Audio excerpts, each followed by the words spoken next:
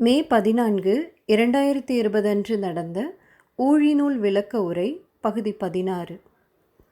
ஊழிநூல் விளக்க உரையில் முதல் உயிரிகளின் இயல்பு வெளிப்பாடு என்ற தலைப்பில் ஆசான் மா செந்தமிழன் அவர்களின் உரை.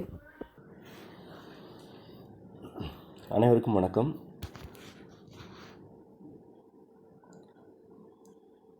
புணர்ச்சி இயலுடைய மையப்பகுதிக்கு வந்திருக்கிறோம்.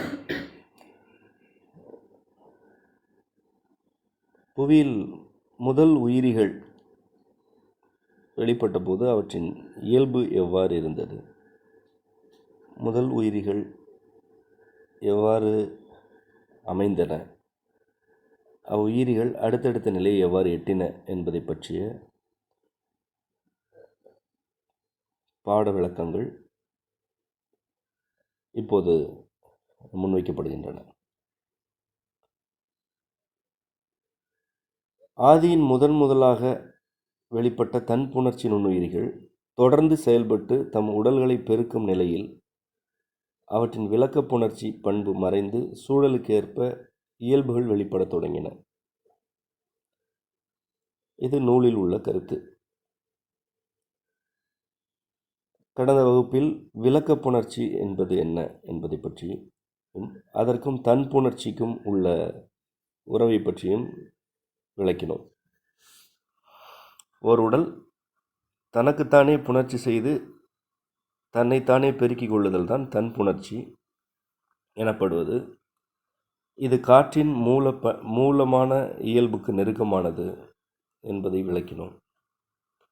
இவ்வாறு தன்புணர்ச்சி செய்யும் உயிரினங்கள் தான் புவியில் எண்ணிக்கையிலும் வகைமையிலும் மிகுதி. அவை ஆதி உயிரினங்கள். அவை எல்லா காலம், இடம், சூழல் ஆகியவற்றிலும் நிறைந்திருக்கின்றன. அவற்றை அழிக்க இயலாது. அவை மறைவாக உள்ளன என்பதை பற்றியெல்லாம் விளக்கினோம். இப்போது நாம் அடுத்த நிலைக்கு வருகிறோம்.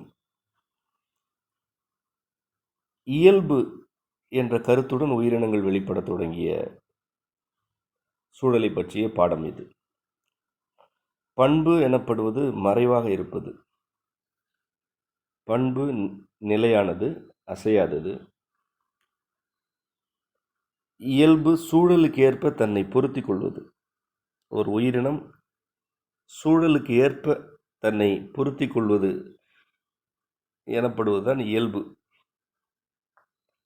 பண்பு எல்லா உயிரினங்களுக்கும் ஒன்றுதான். அது உயிரினத்தின் உருவத்திற்கு ஏற்ப மாற்றமடையாதது. உயிரினத்தின் காலம், சூழல் ஆகியவற்றுக்கு ஏற்ப மாறாதது எதுவோ அது பண்பு. இயல்பு அவ்வாறானதல்ல. ஒவ்வொரு உயிரினத்திற்கும் தனித்தனி இயல்பு உண்டு. இந்த தன்புணர்ச்சி செய்து தன்னை பெருக்கிக் கொண்ட உயிரினம் பண்பு மிகுந்தது. அது பண்பு. ஒரு உயிரினம் தன்னைத்தானே பெருக்கிக் கொள்வதற்கு சூழல் அவ்வளவு பெரிய பொருட்டல்ல. எந்த சூழலாக இருந்தாலும் அது தன்னை பெருக்கிக் கொள்ளும். இது பண்பு மிகுந்த உயிரினத்தினுடைய இயல்பு எனலாம். பண்பு மிகுந்த உயிரினத்தின் இயல்பு சூழல்களை எல்லாம் பொருட்படுத்தாது. எல்லா சூழலுக்கு ஏற்ப தன்னை வடிவமைத்துக் கொள்ளும். அது பண்பு எனப்படுவது சிவம்.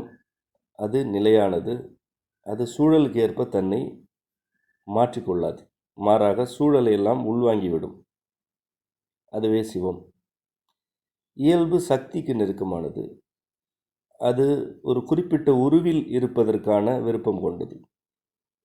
சக்திக்கு வடிவம் தேவை, உருவம் தேவை.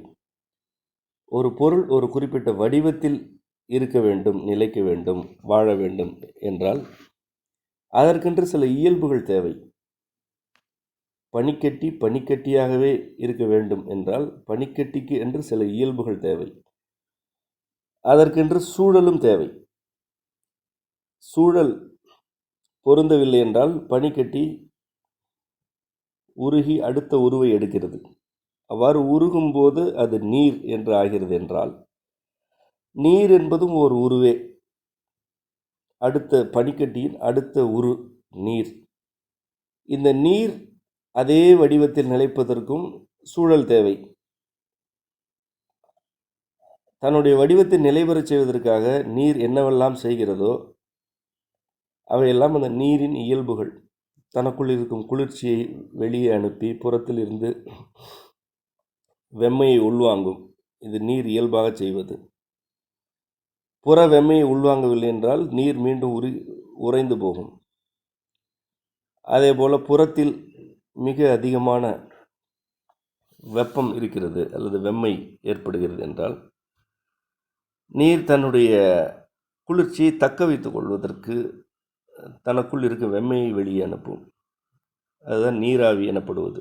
உள்ளே இருக்கும் வெம்மையை அல்லது வெப்ப காற்றை வெளியே அனுப்பிவிடும். அனுப்பி இந்த நீர் எனும் வடிவிலேயே நிலைக்க இயலுமா என செயல்படும். சூழல் சீராக இருந்தால் நீர் நீராகவே இருக்கும். அதற்கு தேவையான செயல்பாடுகளுடன் இருக்கும். சூழல் சீராக இல்லை என்றால் நீர் தனக்கு அடுத்த நிலையான நீராவி என்ற வடிவை எடுத்துவிடும். அந்த நீராவி நிலையிலாவது நிலைக்கலாமா என்பதற்கான செயல்பாடுகளில் இருக்கும். இது இடையறா நிகழ்வு. புவியில் நீர் நீராகவே இருப்பதற்கும் பனி பனியாகவே இருப்பதற்கும் அவற்றின் இயல்புகளே அடிப்படை. சூழல் மாறலாம், வடிவம் மாறலாம். ஆனால் சூழலும் வடிவமும் தொடர்ந்து இடையறாது மாறிக்கொண்டே இருந்தால் புவி என்ற வடிவமே இருக்காது. நிலை பெற வேண்டும். கடல் கடலாக நிலைக்க வேண்டும். பனிமலைகள் பனிமலைகளாக நிலைக்க வேண்டும். பாறைகள் பாறைகளாக நிலைக்க வேண்டும். அவ்வாறு நிலைத்தல், வடிவில் நிலைத்தல் தேவை. அதுதான் சக்தி, அதுதான் இயல்பு. இந்த வடிவில் நிலைத்தல் வேறு, ஓர் உயிர் என்ற நிலையில் பண்பாக நிலைத்தல் வேறு. பண்பு நிலை எனப்படுவது யாவும் யாமே என்ற கருத்தில் பனியோ நீரோ காற்றோ எல்லாம் ஒன்றுதான் என்று இருப்பது பண்பு. எந்த வடிவிலும் இருக்கலாம், எந்த நிலையிலும் பெருகலாம். வடிவம் அவ்வளவு முதன்மையானதல்ல என்பது பண்பு. பொதுவாக பண்புதான் அன்பு என்றும் நாம் உணர்ந்துள்ளோம். எந்த உயிரினமாகினும், எந்த மனிதராகினும், எந்த குணம் கொண்டவராகினும், எந்த இயல்பு கொண்டவராகினும் அரவணைப்பது அன்பு. அதுவே பண்பு. இதுதான் அன்பே சிவம் என்று உணர்த்தப்பட்டது. முன்னோர் வழியாக உணர்த்தப்பட்டது.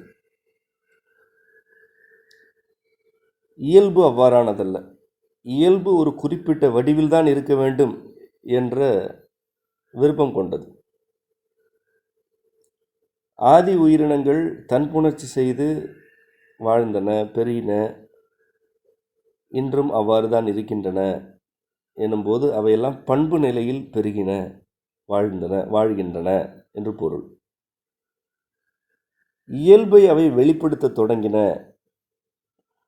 என்று கூறும் இந்த கருத்து, இன்றைய பாடத்தின் கருத்து, வேறொரு செய்தியை முன்வைக்கிறது. புவியில் வாழ்ந்த ஆதி உயிரினங்களின் அடுத்த நிலை, தன்புணர்ச்சிக்கு அடுத்த நிலை, சூழலோடு பொருந்தும் இயல்புகளுடன் இருந்தது என்பதுதான் கருத்து. இந்த தன்புணர்ச்சி உடலிகள் தொடர்ந்து செயல்பட்டு தம் உடல்களை எல்லாம் பெருக்கிக் கொண்டிருந்த நிலையில், பெருக்கும் நிலையில் அவற்றின் விளக்க புணர்ச்சி அல்லது தன்புணர்ச்சி மறைந்து சூழலுக்கேற்ற இயல்புகள் வெளிப்படத் தொடங்கின.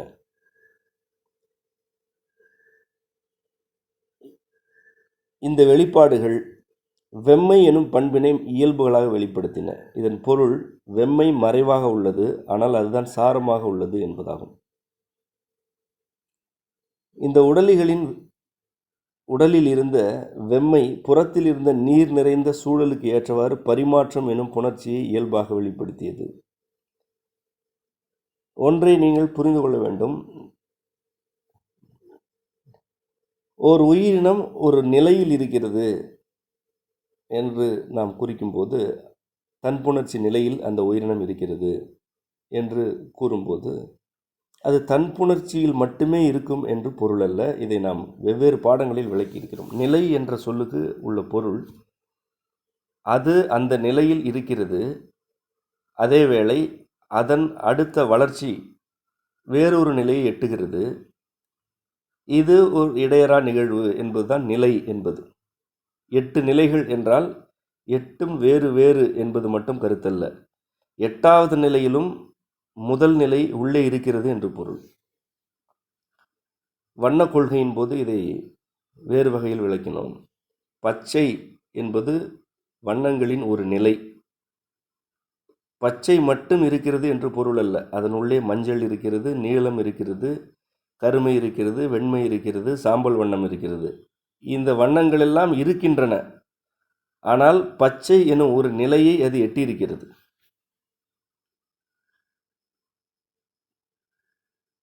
எட்டு நிலைகள் இருந்தால் 6வது நிலையை நீங்கள் பார்க்கிறீர்கள். அந்த 6வது நிலை உங்களுக்கு வெளிப்படுகிறது. அதற்கு முந்தைய 5 நிலைகளும் அதில் தான் இருக்கின்றன. பிந்தைய நிலைகளும் அதில் இருக்கின்றன. ஆகவே முதல் உயிரின கூட்டம் தன்புணர்ச்சி எனும் பண்புக்கு நெருக்கமாக வாழ்ந்தன, பெருகின எனும்போது அவை இன்றும் இருக்கின்றன என்று பொருள். நீங்கள், நான், சூழலில் உள்ள கண்ணுக்கு புலனாகும் எல்லா உயிரின கூட்டமும் தம்முடைய உடல்களின் உள்ளே அந்த தன்புணர்ச்சி உடலிகளை, நுண்ணுயிரிகளை கொண்டுள்ளன. நம்முடைய உடலின் ஒவ்வொரு செல்லிலும் தன்புணர்ச்சி உடலிகளுடைய பண்பு இருக்கிறது என்று பொருள்.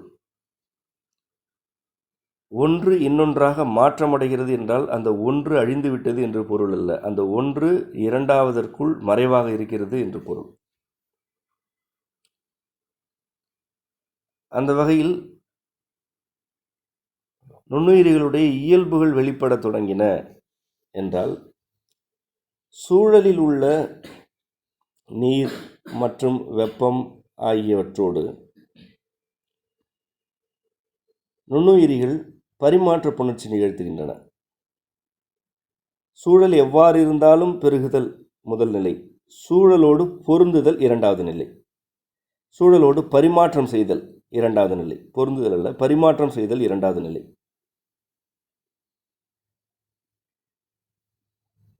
நீரில் இந்த உயிரின கூட்டம் வெளிப்பட்டது. இந்த உயிரின கூட்டம் நீரில் வெளிப்பட்டது என்பது ஒரு முக்கியமான செய்தியை உள்ளே வைத்திருக்கிறது. முதல் வகை உயிரின கூட்டம், அதாவது தன்புணர்ச்சி உயிரின கூட்டம் நீரில்தான் வெளிப்பட்டிருக்க வேண்டும் என்பது அல்ல. அதற்கு ஏற்கனவே குறித்தவாறு சூழல் ஒரு பொருட்டல்ல. அது எங்கும் வெளிப்பட்டிருக்கலாம், வெப்பத்திலும் வெளிப்பட்டிருக்கலாம், காற்றிலும் வெளிப்பட்டிருக்கலாம். அதுவே உண்மையில் மூல உயிரினம். புவியை பொறுத்தவரை மூலமான உயிரின கூட்டம் அதுவே. அடுத்த நிலை நீரில் வெளிப்பட்டது. இந்த நீரில் வெளிப்பட்ட உயிரின கூட்டம்தான் பரிமாற்றம் நிகழ்த்துகிறது. தான் வாழும் நீர்மையோடு அந்த உடல்கள் எல்லாம் பரிமாற்றம் செய்தன. நீரில் வெளிப்பட்ட நுண்ணுயிரி கூட்டம் வெம்மையின் உடல் வெளிப்பாடுகளாக அமைந்தது. இவ்வாறு அமைதல்தான் நீரின் குளிர்மையில் அவற்றின் உடல்களை தக்க வைக்கும் இயல்பானது என்பது கருத்து. ஒரு உயிரின கூட்டம் நீரில் வெளிப்படுகிறது என்றால் அந்த கூட்டத்தின் உடல் வெம்மையாக இருக்கும், வெம்மையாக இருக்க வேண்டும், வெம்மை மிகுந்ததாக இருக்க வேண்டும். வெம்மை மிகுந்த உடல்கள்தான் நீர்மையில் நிலை பெறும். இந்த உயிரின கூட்டத்தின் உடலும் நீர்மை, அது வாழும் சூழலும் நீர்மையெனில் இந்த உயிரின கூட்டத்திற்கென்று தனித்த உடல் நிலைக்காது, அமையாது. இதுதான் பரிமாற்றத்துடைய அடிப்படை. பரிமாற்றம் நிகழ வேண்டுமென்றால் ஒன்று குறை இன்னொன்று மிகை என்று இருக்க வேண்டும். நீரில் வெளிப்பட்ட நுண்ணுயிரி கூட்டம் வெம்மையின் உடல் வெளிப்பாடுகளாக அமைந்தது. இவ்வகையில் ஆதியில் வெளிப்பட்ட உயிரின கூட்டம் பூஞ்சை மற்றும் காளான் போன்ற வகையினமாகும். பூஞ்சை மற்றும் காளான் போன்ற வகையினம் நீரில் வெளிப்பட்டது. அதுதான் ஆதியில் வெளிப்பட்ட பரிமாற்ற புணர்ச்சி செய்யும் உயிரின கூட்டம். பூஞ்சை மற்றும் காளான் ஆகிய உயிரின கூட்டம் வெம்மை மிகுந்தவை. இன்றும் நீங்கள் காணும் பூஞ்சை மற்றும் காளான் வகையினமெல்லாம் உடலில் வெம்மை மிகுந்தவை.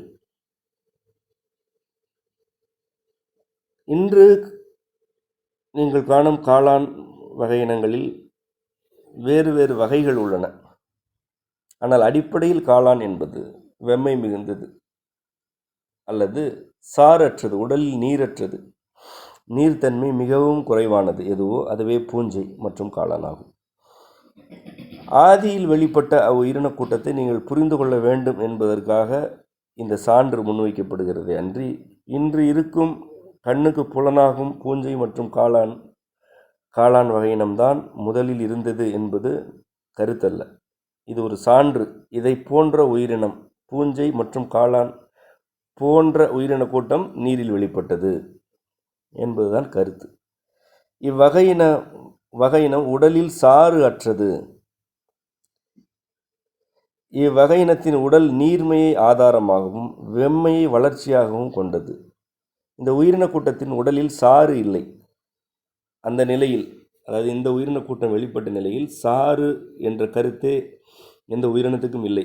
சாறு என்பது உடலில் நீரை தேக்கி வைத்தல், நீரை தக்க வைத்தலே சாறு எனப்படுவது. அவ்வாறு உடலில் நீரை தேக்கி வைக்கும் சூழல் அன்று இல்லை. இந்த உயிரினங்கள் வெளிப்பட்ட சூழலில் இல்லை. இந்த உயிரினம் நீர்மையை ஆதாரமாகவும் வெம்மையை வளர்ச்சியாகவும் கொண்டது. அதாவது நீர்மையை ஆதாரமாக கொண்டது என்றால் அது நீர்மையில் தோன்றி பெருகியது, அதுவே ஆதாரம். வெம்மையை வளர்ச்சியாக கொண்டது என்றால் அவற்றின் உடலில் இருந்த வெம்மையே அந்த உடல்களை வளர்த்தது. தோன்றுமிடமும் நீர், உடலிலும் நீர் என்றால் வளர்ச்சி இல்லை, சிதைவு, பரிமாற்றம் நிகழாது. ஆகவேதான் நீர்மை ஆதாரமாகவும் வெம்மை வளர்ச்சியாகவும் இருந்தன என்று குறிக்கப்பட்டுள்ளது. பூஞ்சைகள் மற்றும் காளான் வகைகள் தொடர் செயல்பாட்டில் ஈடுபட்டு பரிமாற்ற புணர்ச்சியின் அடுத்த நிலையை எட்டின. இந்த தொடர் செயல்பாடு என்பது ஒரு இன்றியமையாத கருத்து. ஒவ்வொரு உயிரினமும் தொடர்ந்து செயல்படுகிறது, சூழலோடு தொடர்ந்து வினைபுரிந்து கொண்டே இருக்கின்றன. ஒவ்வொரு உயிரினமும், எந்த ஒரு உயிரினமும் இதுவே இறுதி நிலை என்று தன்னுடைய வடிவத்திலோ செயல்பாடுகளிலோ இயல்புகளிலோ தேங்குவதே இல்லை. ஒவ்வொரு உயிரினமும் தொடர் செயல்பாட்டில் ஈடுபடுகின்றது. இந்த தொடர் செயல்பாடு தான் அவற்றுக்கு அடுத்த நிலை எனும் அருளை வழங்குகின்றது. அடுத்த நிலையை எட்டுவதே உயிரின கூட்டம் பெறும் அருள்.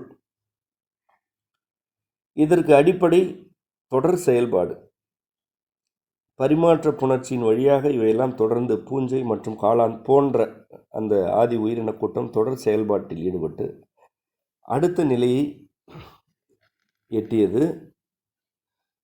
இந்த நிலையில்தான் அவற்றுக்கு அந்த உயிரின கூட்டத்தின் உடலில் சாறு எனும் ஒரு பொருள் அமைந்தது.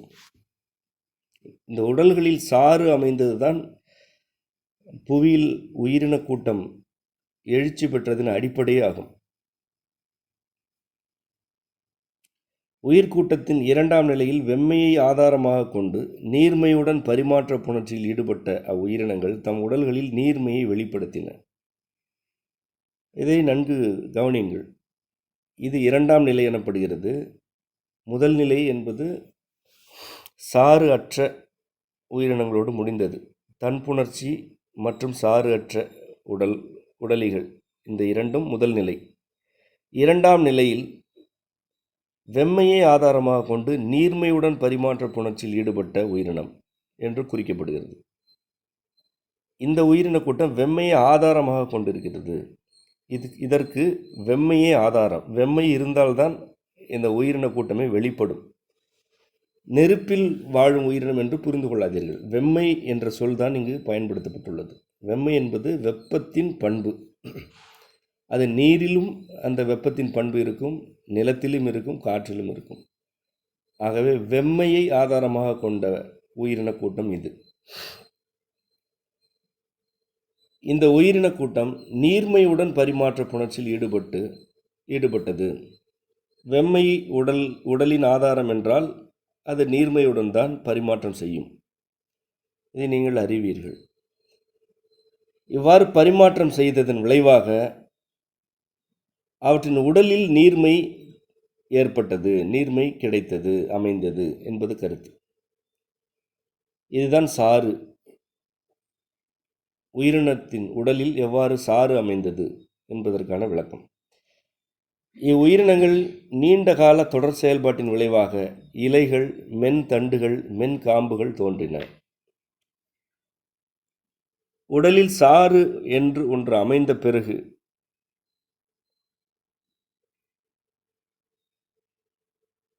அந்த உடலிகளின் ஆதாரமே வெம்மைதான் என்று ஆன பிறகு பரிமாற்ற புணர்ச்சி ஒரு பாய்ச்சலை எட்டியது.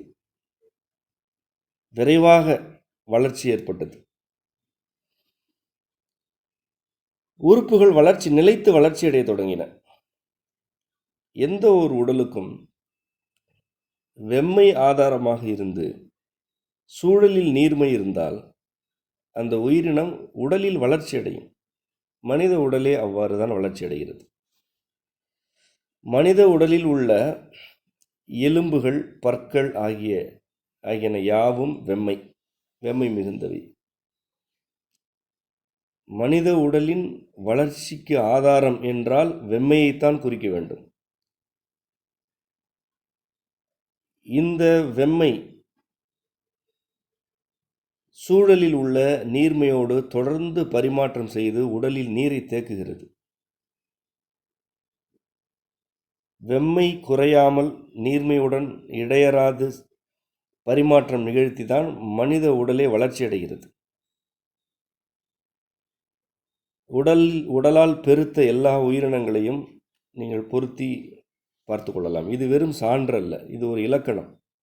எதனுடனும் இந்த கருத்தை நீங்கள் பொருத்தி இதே விளைவை எட்ட இயலும்.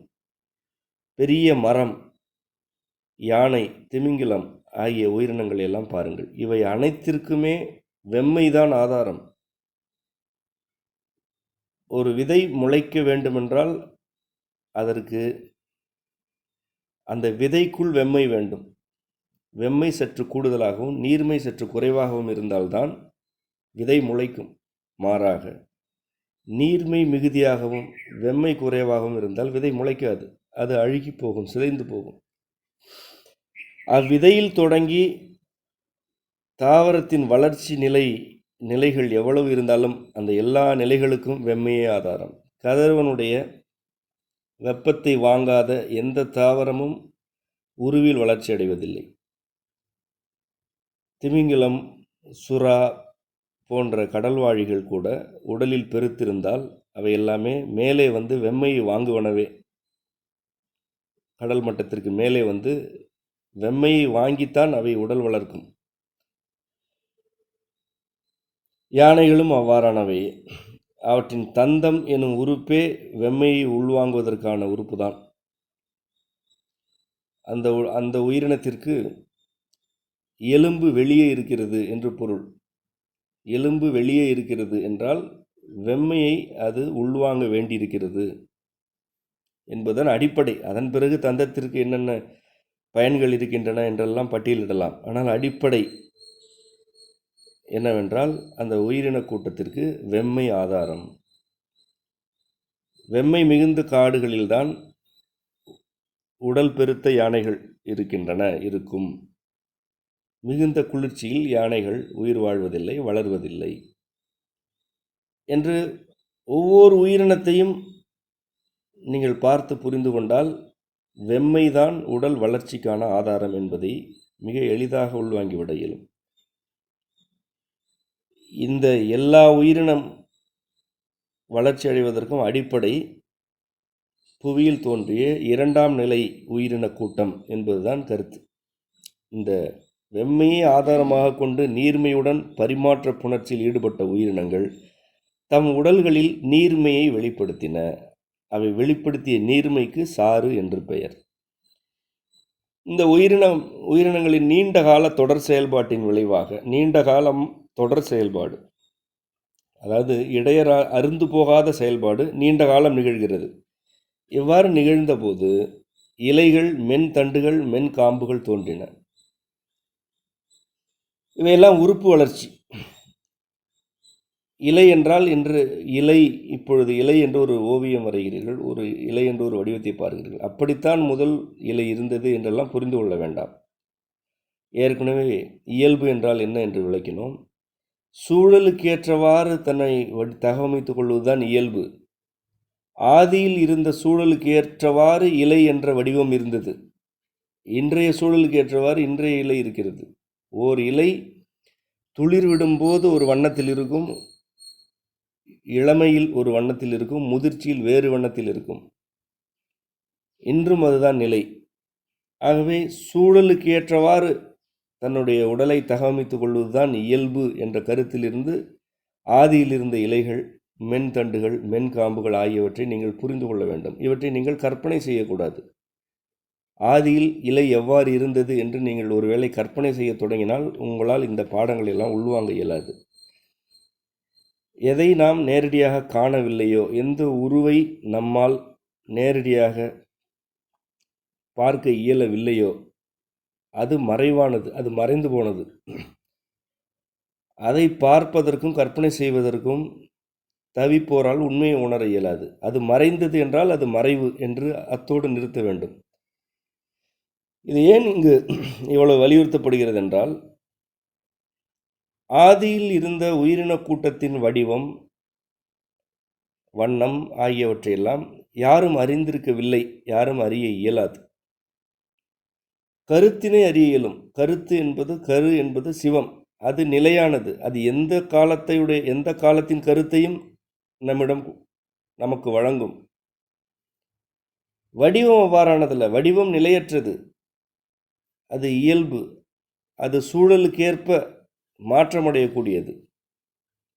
கருத்து நமக்கு உணர்த்தப்படுகிறது, கருத்தை நாம் புரிந்து கொள்கிறோம், ஆனால் வடிவத்தை நாம் புரிந்து கொள்ள இயலாது. மனிதர்களில் பலர் ஆதியில் இருந்த உயிரினங்கள் குறித்த சித்திரங்களை எல்லாம் தம்முடைய கற்பனைகளில் இருந்து வெளிப்படுத்தி ஒரு புனைவை ஏற்படுத்தி விட்டார்கள். இவ்வாறு தான் இருந்தது, இவ்வாறு தான் வளர்ந்தது, அதன் இலை இவ்வாறு இருந்தது, அதன் கண்கள் இவ்வாறு இருந்தன என்றெல்லாம் தம்முடைய கற்பனைகளிலிருந்து பல தோற்றங்களை உருவாக்கி வைத்திருக்கிறார்கள். இதன் விளைவாக மனிதர்களில் பெரும்பகுதியினரால் தம்முடைய ஆதி நிலையின் இயல்புகள் யாவை, தம்முடைய ஆதி நிலையில் இருந்த புவியில் இருந்த சூழல் எவ்வாறானது என்பதை கூட உண்மையாக உணர்ந்து கொள்ள இயலவில்லை. சில கற்பனைகள் உண்மையை மறைத்துவிடும். ஆகவே தான் மீண்டும் மீண்டும் வலியுறுத்துகிறோம், இலைகள், மென்காம்புகள், தண்டுகள் என்று நாம் கூறும்போது அந்த வடிவங்கள் நமக்கு தெரியவில்லை, அவ்வடிவங்களை நாம் கண்டதில்லை என்பதோடு நின்று விடுங்கள். தெரியவில்லை என்பதை ஏற்றுக்கொள்ளும் போதுதான் அது தெரிவிக்கப்படும். இவ்வுயிரின கூட்டம் தம் உடல்களில் சாறு எனும் வடிவில் நீரை நிலைநிறுத்த துவங்கியது. விளைவாக இவற்றின் உடல் நீர்மை, வெம்மை ஆகிய இரண்டும் மிகுதலும் குறைதலும் தொடர் நிகழ்வுகள் எனும் இதற்கு முன்பு இருந்திராத நிலையை எட்டின. இந்த சாறு உடலிகள், இலை, மென்காம்புகள், தண்டுகள் போன்ற உறுப்புகளில் வளர்ச்சியடைந்த உடலிகள் நீர்மை, வெம்மை ஆகிய இரண்டிற்கும் இடையில் மிகுதல், குறைதல் எனும் பரிமாற்றத்தை தொடர்ந்து நிகழ்த்துகின்றன. இதன் விளைவாகத்தான் இதற்கு முன்பு இருந்திராத நிலை அவற்றுக்கு கிடைத்தது. இப்போது ஒவ்வொரு உடலும் தன் அளவில் பரிமாற்ற புணர்ச்சியை நிகழ்த்துவனவாயின. ஒரு செல் உடலி தன் உடலில் உள்ள நீர்மை அல்லது வெம்மையுடன் சூழலில் பரிமாற்றம் நிகழ்த்தியது இதற்கு முந்தைய நிலை. இப்போது அது ஒரு செல் உடலி அல்ல, உறுப்பு வளர்ச்சியடைந்த நிலையில் இருக்கிறது. உறுப்புகள் வளர்ச்சியடைந்து அவ்வுறுப்புகளில் சாறு எனும் பொருள் இருக்கிறது. இது மிகப்பெரிய மாற்றம். இதுதான் பெரிய பாய்ச்சல் வேக வளர்ச்சி என்று ஏற்கனவே குறிப்பிட்டோம். பல செல் உடலிகளாக உடல் வளரத் தொடங்கிவிட்டது. இப்போது அந்த ஒவ்வொரு உடலும் தன்னளவில் பரிமாற்ற புணர்ச்சியை நிகழ்த்துகிறது. அதாவது ஒரு இலை இருக்கிறது என்றால் அந்த இலைக்குள்ளேயே பரிமாற்றம் நிகழ்கிறது. இலை தனக்குள் இருக்கும் செல்களுடன் பரிமாற்றம் செய்கிறது. ஒரு செல் வெம்மையை வெளிப்படுத்த, இன்னொரு செல் நீர்மையை வெளிப்படுத்த இவை தம்முள் புணர்கின்றன. இது இன்றும் உள்ள இலை, மனிதர்களுடைய உடலில் உள்ள திசுக்கள் ஆகிய அனைத்து உயிர் பொருட்களுக்கும் பொருந்தும். ஒட்டுமொத்த மனித உடல் சூழலுடன் பரிமாற்றம் நிகழ்த்துகிறது. அதேவேளை மனித உடலில் உள்ள செல்கள் தமக்குள் பரிமாற்றம் செய்து கொண்டிருக்கின்றன. அது இடையறாத தொடர் நிகழ்வு. வெம்மை மிகுந்த செல்கள் தம்முடைய வெம்மையை நீர்மை செல்களுக்கு கொடுத்தலும், நீர்மை மிகுந்தவை எதிர்பரிமாற்றத்தில் ஈடுபடுதலும் இடையறா நிகழ்வு. அவ்வாறு இடையறாத செயல்பாடு இருப்பதனால்தான் மனித உடலாக நிலைக்கிறது. எல்லா செல்களும், மனித உடலில் உள்ள எல்லா செல்களும் ஒரே வகையான செயல்பாட்டில் இருந்தால் இந்த உடல் நிலைக்காது. இந்த உடலுக்குள் உள்ள செல்களையே பரிமாற்ற புணர்ச்சியில் ஈடுபடுகின்றன. இந்த நிலை சாறு உடலிகளின் உறுப்பு வளர்ச்சி அடைந்த பிறகு வெளிப்பட்டது, ஆதியில் வெளிப்பட்டது என்பதுதான் கருத்து. இதற்கு முன்பு உயிரின கூட்டம் என்ற தொகுப்பு பரிமாற்ற புணர்ச்சியை நிகழ்த்தியது. இப்போது நிலைமை அடுத்த கட்ட வளர்ச்சி எட்டியது. தனித்த வாழ்க்கை கொண்ட உயிரினம் எனும் நிலை உருவானது. அதாவது முந்தைய உயிரின கூட்டமான வெம்மை உடலிகள் சூழலில் இருந்த நீர்த்தன்மையுடன் பரிமாற்றம் செய்தன. அடுத்த நிலை உயிரின கூட்டம் தம் உடலிலேயே வெம்மை, நீர்மை ஆகிய இரு தன்மைகளையும் பெற்று தன் அளவிலும் பரிமாற்ற புணர்ச்சி செய்தன. இதுதான் இப்பொழுது விளக்கிய கருத்தினுடைய சுருக்கம். இந்த வடிவ வளர்ச்சி தொடர்ந்து நிகழ்ந்து நிலத்தின் பண்போடு பொருத்த புணர்ச்சி என்ற நிலையை எட்டியது. புணர்ச்சியின் 3 அடிப்படைகளை பார்த்தோம். தன்புணர்ச்சி, பரிமாற்ற புணர்ச்சி, பொருத்த புணர்ச்சி. பரிமாற்ற புணர்ச்சியை தான் இவ்வளவு பாடங்களில் விளக்கி இருக்கிறோம். முதல் 2 நிலைகளையும் விளக்கிவிட்டோம். பொருத்த புணர்ச்சி எவ்வாறு நிகழ்ந்தது என்றால், நிலத்தின் பண்போடு பொருத்த புணர்ச்சியை உயிரினங்கள் நிகழ்த்தின. நிலத்திற்கு என்ன பண்பு? நிலைத்தலே நிலத்தின் பண்பு, நிலைத்திருத்தல். இதுவரை இந்த உயிரின கூட்டம் நிலைத்தன்மை அற்றதாக இருந்தது. காலத்தில் அவை நிலை பெறவில்லை. மிக மிக குறுகிய நுண்ணிய காலத்தில் அவற்றுடைய உடல் வளர்ச்சி அடைந்து சிதைந்து போய்கொண்டிருந்தது. இந்த உறுப்புகள் வளர்ச்சி அடையும் போது நிலைத்தன்மை எனும் பண்புக்கு நெருக்கமாக அவை வந்து சேர்ந்தன. பொருத்த புணர்ச்சி எனப்படுவது நீ வேறு நான் வேறு அல்ல என்று இயைதல். இதை ஏற்கனவே விளக்கியிருக்கிறோம். நிலத்தின் மீது இந்த உயிரின கூட்டம் வளர்ச்சி அடைந்து கொண்டிருந்தது. இப்போது நிலத்தோடு பொருந்தி வளர்ச்சி அடைய தொடங்கியது என்பது கருத்து.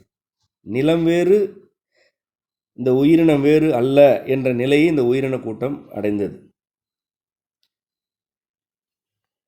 இந்த உயிரின கூட்டம் நிலத்தில் பொருந்துதல் எனும் பண்பினை புதிய வகை உறுப்புகளின் வழியாக செயல்படுத்தியது.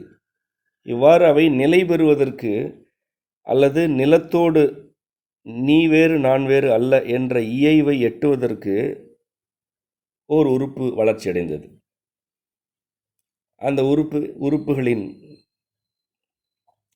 உறுப்பு தான் வேர் எனப்படுவது.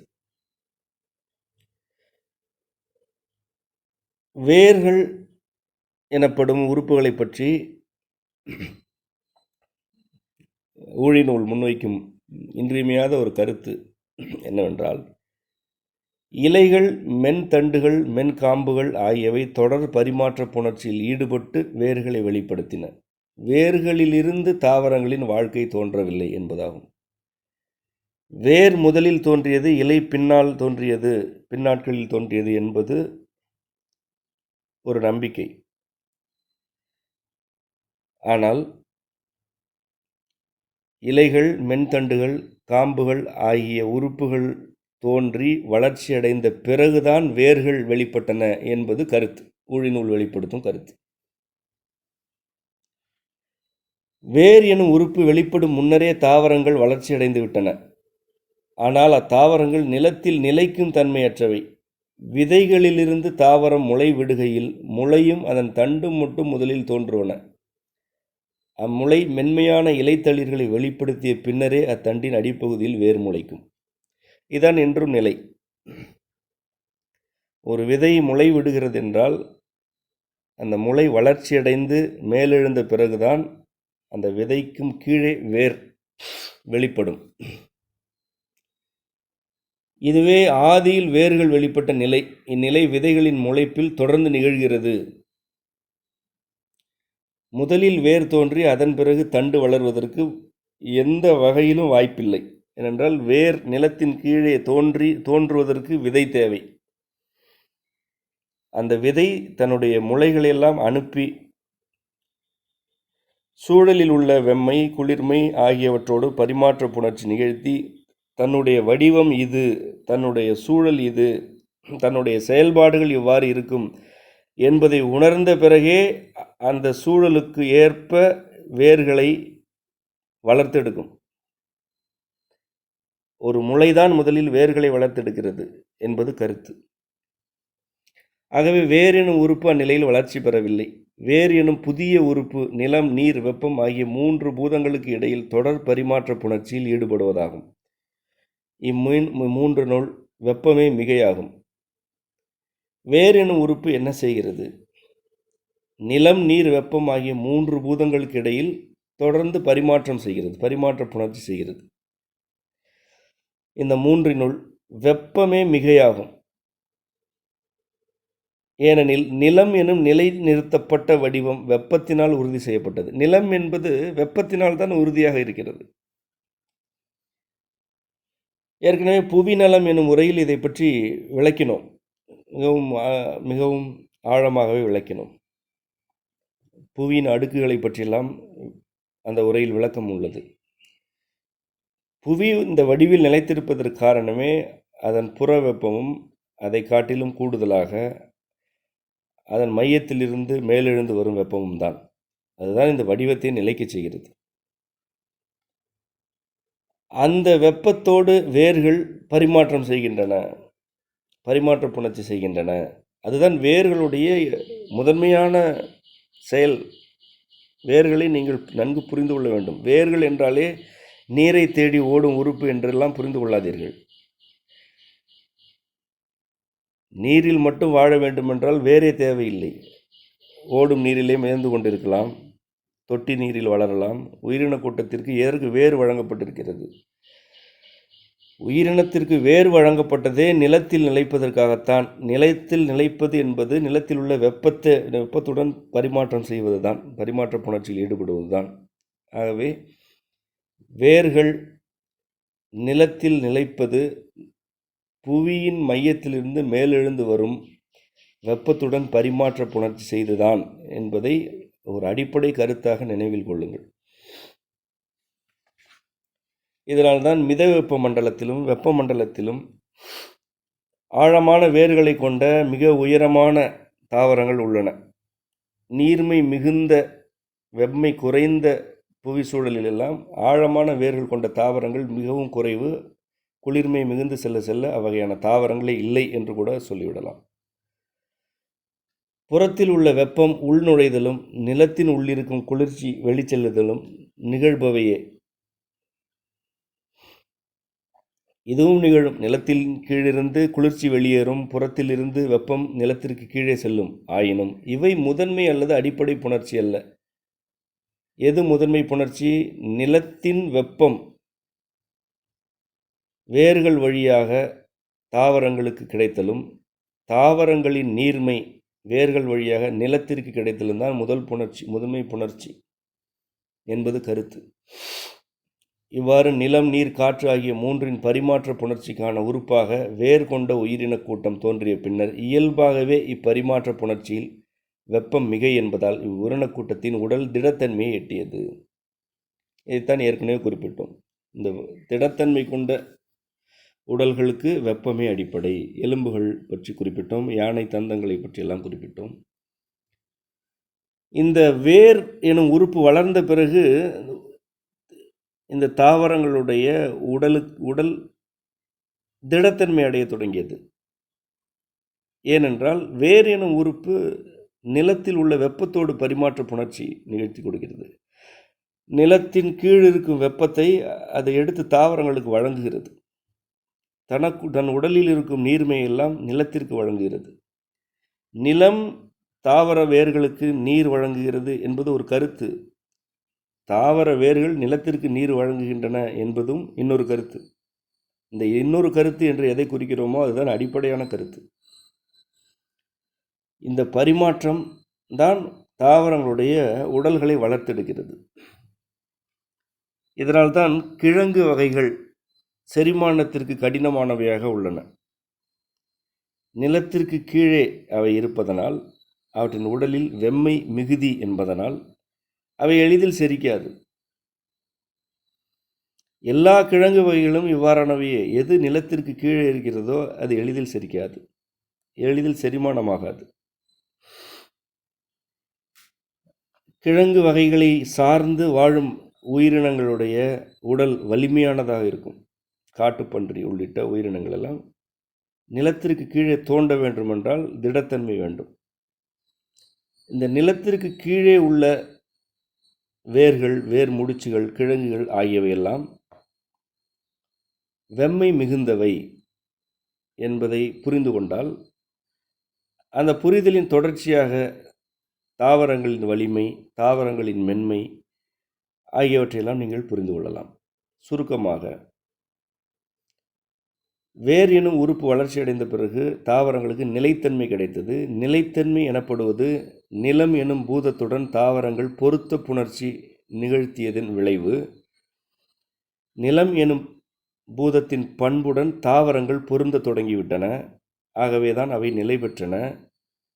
அவ்வாறு நிலை பெறுவதற்கு அவற்றுக்கு தேவையான ஆற்றலை நிலத்தில் உள்ள வெப்பம் வழங்கி கொண்டே இருக்கிறது. தாவரங்கள் தம்முடைய உடலில் உள்ள நீர்த்தன்மையை நிலத்தில் நீரை என்று புரிந்து கொள்ளக்கூடாது, நீர்மையை நிலத்திற்கு வழங்கி நிலத்தில் உள்ள வெம்மையை உடலில் ஏற்றிக்கொண்டு பரிமாற்ற புணர்ச்சி செய்து உடலை வலிமையாக்கி கொண்டிருக்கின்றன. இதுவே ஆதியில் தோன்றிய இரண்டாவது நிலை உயிரின கூட்டமாகிய சாறு உடலிகளுக்கு அடுத்த நிலையில் உள்ள வேர் கொண்ட உயிரின கூட்டத்துடைய வெளிப்பாடும் வளர்ச்சியும் ஆகும். இத்துடன் இன்றைய பாடம் நிறைவடைந்தது. மீண்டும் நாளை சந்திப்போம். நன்றி. செம்மை வனம் முகநூல் பக்கத்தில் அன்றாடம் காலை 5 மணி முதல் 6 மணி வரை ஆசான்மா செந்தமிழன் ஊழி நூலில் பதிவு செய்யப்பட்ட கருத்துக்களை விளக்கி உரையாற்றுகிறார். விருப்பமுள்ளோர் நேரலையில் இணைந்திடுங்கள். ஊழி நூல் விளக்க உரைகளின் பதிவுகள் செம்மை வனம் முகநூல் பக்கத்திலும் செம்மை மரபுப்பள்ளி என்ற யூடியூப் தளத்திலும் www.semmaivanam.org என்ற செம்மை இணையதளத்திலும் கிடைக்கும்.